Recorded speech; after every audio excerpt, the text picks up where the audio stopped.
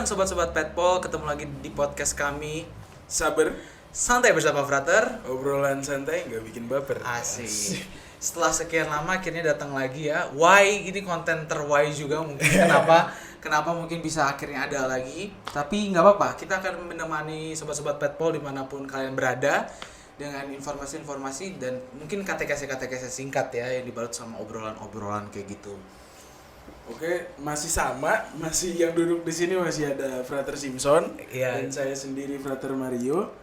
Kira-kira sekarang kita pengen ngomongin apa nih Oh, ini sih menurut gue terlambat banget untuk kita sebagai frater ataupun sebagai katakanlah sebagai orang Katolik ngomongin soal ini karena ini sudah lagi happening di gereja kita dan juga mungkin sobat-sobat Petpol lagi diramaikan nih kalau misalnya sebelum misa ataupun pertemuan-pertemuan ada doa-doa Ad Sumus Sancte Spiritus. Nah, event itu yang akan kita bahas dan kita kulik bersama. Dan sebenarnya nggak terlambat banget, jadi mungkin juga semakin untuk ngingetin sobat-sobat Petpol kira-kira apa sih yang harus gue lakukan ketika gue mengikuti ini. Tidak lain dan tidak bukan, kita akan membahas tentang sinode. Jadi sobat-sobat Petpol, kalau misalnya sobat-sobat Petpol udah ngikutin tuh ya pertemuan-pertemuan sinode, mungkin juga udah dijelasin sama pastor-pastornya, ternyata sinode kali ini tuh berbeda. Memang temanya adalah sinode para uskup, tapi ternyata sinode para uskup kali ini melibatkan seluruh umat beriman dimanapun mereka berada. Berarti nggak cuman uskup doang, jadi kita semua umat beriman Katolik berpartisipasi aktif di dalam sinode kali ini. Iya, dan uniknya juga dia tuh kayak dibagi-bagi ya. Pertama tuh dari tingkat gereja partikular, gereja lokal, keuskupan-keuskupan atau biara-biara yang secara yuridisnya itu punya wilayah tersendiri. Terus baru nanti secara kontinental, baru nanti ke Vatikan itu sendiri. Jadi ada apa ya? Ada perwakilan, bukan perwakilan, ada level-levelnya gitulah. Berarti apa ya bahasanya mungkin digrogoti sampai dalam-dalamnya. Iya, gitu. sampai ke akar rumput Iya, lah akar gitu rumput. sobat-sobat Petpol. Iya. Tapi kira-kira nih kan kalau kita ngikutin perkembangan sinode-sinode gitu ya, biasanya sinode-sinode ini tidak semendasar ini membahas tentang suatu permasalahan yang mungkin bagi paus atau bagi gereja itu jadi tantangan gereja saat ini. Karena kalau kita simak gitu ya, tema dari sinode para uskup 2021 sampai 2023 ini adalah untuk gereja sinodal, persekutuan, partisipasi, dan misi. Wah, itu kayak ada sesuatu yang sebenarnya pengen dikejar, tapi bukan topik yang ini loh, bukan topik-topik pinggiran, tapi benar-benar mendalam Iya. untuk gereja sinodal gitu. Berjalan bersama ya. Iya, betul, berjalan bersama. Kira-kira sebenarnya apa sih yang pengen dikulik bersama gitu? Kenapa Bapak Paus itu sampai pengen mungkin secara agenda ada agenda rutinitas sinode para uskup, tapi kenapa tema ini harus keluar gitu? Itu kan jadi permasalahan tersendiri yang mungkin kita akan bahas bersama ya. Bahkan ada salah satu quotes-nya Paus itu, jalan sinodalitas inilah yang diharapkan Allah dari gereja milenium ketiga. Berarti memang sudah bisa dibilang bukan cuman harapan gereja milenial ketiga ini doang. Iya. Tapi memang itu yang sudah diharapkan oleh Allah gitu. Iya.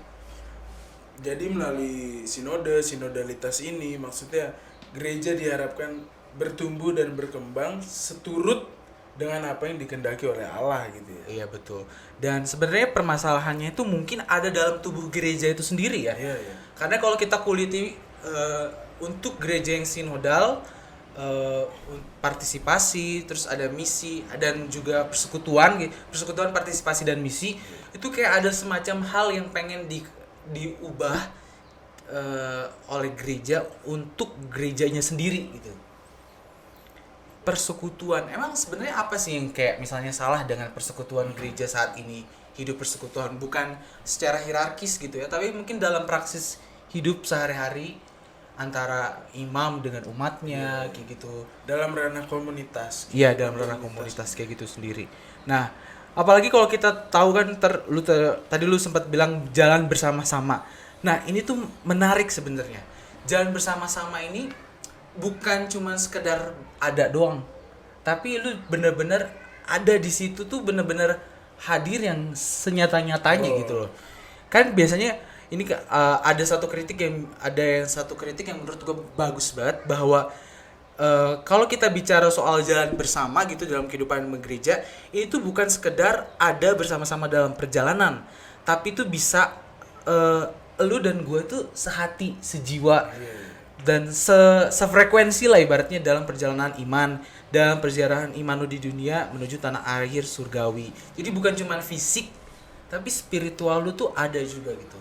Jadi aspek berjalan bersama itu sebenarnya menumbuhkan, menurut gue pribadi ya, menumbuhkan aspek selain kebersamaan. Akhirnya kita punya pengalaman yang sama gitu, dimana akhirnya diharapkan kita bertumbuh dan berkembang secara spiritual. Lalu perjalanan bersama ini akhirnya mungkin bisa dijadikan suatu tempat atau wadah untuk saling mengkoreksi satu sama lain ya, terutama di dalam kehidupan berkomunitas, contohnya seperti Romo dengan para umatnya, atau Umat dengan iya, umat, umat dengan gitu-gitu umat. ya. Jadi benar-benar kita berjalan bersama melalui beragam proses, melalui hal-hal yang lainnya, kita saling mengkoreksi satu sama lain untuk menuju gereja yang diharapkan oleh Allah itu seperti sendiri. apa Oke, gitu. betul-betul. Dan pastinya kalau kita bicara soal berjalan bersama, ini bukan soal gua atau elu gitu kan, tapi di sini adalah kitanya itu yang Kita. benar-benar harus ditekanin. Dan menurut gue juga ini sulit juga sih kalau kita pikir ya. Lu sebagai orang yang mungkin juga hidup dalam komunitas gitu, pasti mengalami proses yang sebenarnya menantang lu keluar dari diri lu sendiri. Ketika kita kalau dalam bayangan gua, ketika kita berjalan bersama dalam persekutuan gitu, yang paling sulit itu adalah mendengarkan orang lain. Iya, iya. Nah makanya itu juga mungkin salah satu tujuan gereja untuk mendengarkan nih umatnya. Karena ya iya sih, emang maksudnya tantangan paling sulit bukan cuma hidup berkomunitas ya, tapi dalam kehidupan sehari-hari pun kadang kita enggan untuk mendengar tapi lebih ingin untuk berbicara gitu. Ingin didengarkan tapi tidak ingin mendengar gitu. Iya. Dan mungkin ini juga salah satu apa ya, pelajaran kita bersama gitu ya. Kadang mungkin gereja tuh terlalu top down, terlalu dari atas banget gitu, nggak ada apa ya, mungkin ada sih konsep apa ya, kalau di Indonesia musyawarah kayak gitu ya, tapi kayak kurang menyentuh sisi mendengarkannya itu sendiri. Makanya salah satu tujuan dari sinode ini adalah untuk mendengarkan, dan kemudian udah mendengarkan tuh kita merawat dulu, mengobati, menyembuhkan apa-apa yang mungkin pernah luka-luka atau penyakit-penyakit yang kita buat secara nggak langsung dalam gereja itu sendiri. Berarti ini tantangan bukan cuma untuk para uskup maupun para imam, Iya. tapi ini untuk seluruh umat beriman Katolik gitu. Iya, benar. Dimana kita sama-sama diajak untuk ayo lebih mau mendengarkan, untuk sama-sama mengkoreksi dengan tujuan lebih baik lagi gitu. Untuk kedepannya gitu. Iya, betul. Diharapkan seperti itu. Ya, outputnya itu adalah misi sih sebenarnya kan. Jadi kalau tadi kita lihat ada persekutuan, partisipasi, dan misi. Jadi kita masuk dalam satu persekutuan ya harus ada partisipasinya gitu. Jadi itu cara kita berada di komunitas kita, gereja, harus ada partisipasinya, dan harapannya adalah kita bisa bermisi. Sebenarnya kan misi pun nggak harus jauh keluar kemana-mana ya. Dalam hidup sehari-hari lu seharusnya bisa berupaya untuk bermisi setiap saat gitu loh kepada orang-orang yang lu jumpai. Apalagi di tengah arus zaman seperti ini ya, maksudnya dunia yang semakin sekuler gitu kan. Iya. Hiruk-hiruk dunia juga, maksudnya kita menjadi bahkan dituntut untuk berani, untuk mau bermisi gitu. Karena itu bukan yang cuma diharapkan oleh gereja, tapi Tuhan Allah pun menginginkan setiap umatnya untuk mau bermisi. Iya, betul-betul. Sebenarnya kayak apa ya, kalau menurut gua pribadi, orang Indonesia harusnya udah akrab lah dengan tema kita ini kan, untuk gereja yang sinodal, persekutuan, partisipasi, dan misi. Singkatnya itu ada di gotong royong. Oh iya. Ya kan? Jadi lu dalam suatu persekutuan ada partisipasi lu, dan harapannya tuh untuk mencapai tujuan lu tuh misi itu sendiri gitu sih. Jadi emang udah sebagai orang Indonesia, Iya. ditambah lagi saya adalah seorang Katolik gitu ya. Iya. Seharusnya ini tuh udah melekat dalam diri, karena kita pun tumbuh melalui gotong royong itu tersendiri. Iya. Di dalam kehidupan bermasyarakat gitu. Jadi seharusnya lebih erat dengan kita sebagai warga masyarakat di Indonesia ini ya. Iya benar. Jadi kayak apa bagi kita orang Indonesia, oh ini tema apa ya, kayaknya asing banget. Apalagi kalau misalnya kita lihat flyernya itu, kalau yang sebelum diterjemahkan itu kan pakai bahasa Inggris, bahasa Itali kayak gitu-gitu. Sebenarnya simple. Itu tuh gotong royong dan musyawarah. Tagline-nya, kata kuncinya untuk orang-orang Indonesia gitu. Jadi ngebayangin itu, oh udah tahu nih gereja sinodal itu yang ada gotong royongnya, yang ada musyawarahnya kayak gitu sih. Dan sebenarnya ini menarik nih. Ternyata yang ingin didengarkan teristimewa dalam sinode ini itu adalah mereka-mereka umat beriman yang selama ini terpinggirkan atau menyingkirkan diri karena situasi atau keadaan tertentu. Contohnya misalnya orang papa miskin, terus abis itu juga yang tidak aktif, kaum muda, bahkan mungkin kaum perempuan yang di beberapa tempat itu masih mengalami diskriminasi. Oh, iya. Jadi untuk membuka apa ya, mungkin juga sebagai kelanjutan dari aggiornamento gereja, seperti itu sih kayaknya. Tapi bagi gue pribadi ya, mendengar tadi sasarannya itu siapa aja gitu, menjadi apa ya ngomongnya, berarti gereja sudah benar-benar menyadari hal itu. Maksudnya dalam arti kalau orang-orang yang tersingkir lalu kita dekati, rangkul, ajak berbicara, itu kayak mainstream. Ibaratnya kita orang kaya lalu memberi pada orang miskin. Yes. Tapi kalau orang yang menyingkirkan diri, maksudnya dalam arti mereka sudah udahlah, udah nggak mau gereja, ibaratnya nggak aktif ke gereja, tapi sama gereja dirangkul. Itu tuh menurut gua pribadi itu sangat mendalam, karena dalam arti kita mau loh datengin orang yang emang dia sendiri udah nggak mau terima kita gitu. Tapi kita berusaha untuk kita rangkul lagi, berjalan bersama untuk tadi tujuannya sama-sama berkembang, terutama dalam hal spiritualitas itu yang menurut gue pribadi. Iya. Dan harapannya juga yang menarik tuh ada satu dokumen yang menuliskan bahwa ini tuh bukan cuma sekedar dokumen.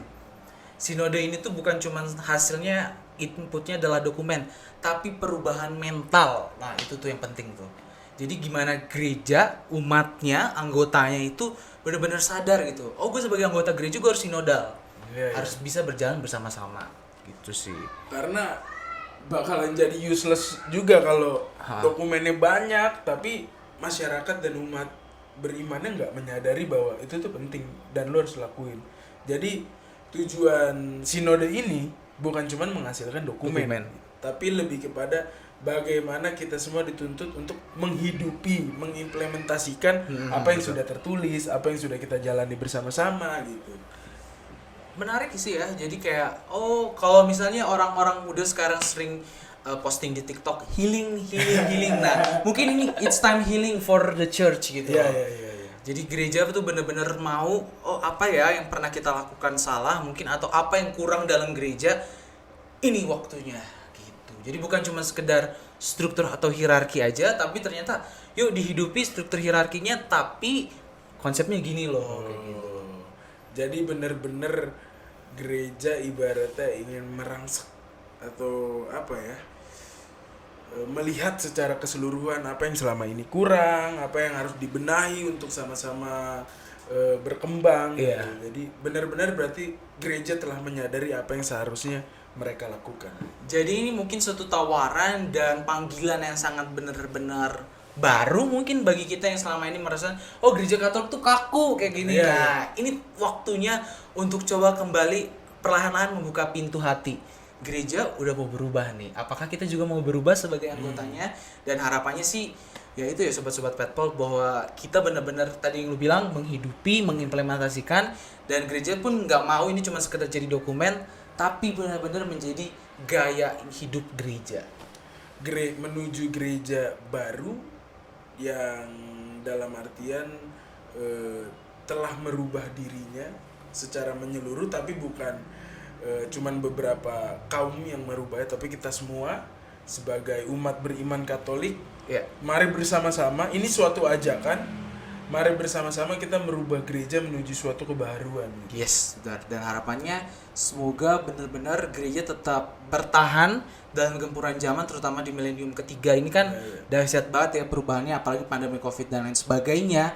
Belum lagi ateisme dan juga agnostisisme yang merongrong gereja dan lain sebagainya, itu kita betul-betul yuk bahu membahu, karena itu panggilan, sebenarnya panggilan mendasar kita sebagai orang yang dibaptis sih. Jadi kalau misalnya kita udah merasa diri kita dibaptis, yuk ini waktunya gitu.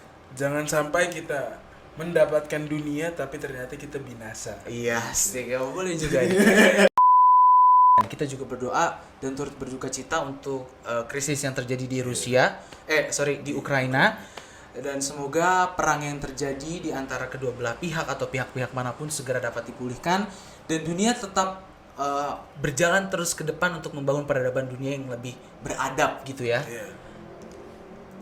Dan ya kita berharap saja semoga kita pun terus berdoa supaya kita dikasih kesehatan, supaya masih bisa menjalani hidup di masa-masa pandemi yang masih ada sampai saat ini. Jadi sobat-sobat Petpol, mungkin segitu aja perbincangan kita. Kita mau ngasih clue nih bahwa mulai yang akan datang kita tidak akan berdua. Nah, tetap saksikan terus podcast kita di platform-platform kita di Seminari Tinggi Keuskupan Bogor di YouTube-nya, ataupun juga nanti bisa lihat di IG kita di @PeterPaul_Majo. Nah, sebarkan pesan-pesan baik yang mungkin teman-teman dapatkan di podcast kita. Semoga bisa saling menguatkan satu sama lain dalam perjalanan kita. Sekian saja, gua Frater Simpson. Gue Frater Mario. Undur diri di hadapan sobat-sobat Petpol. Sampai jumpa. Terima kasih.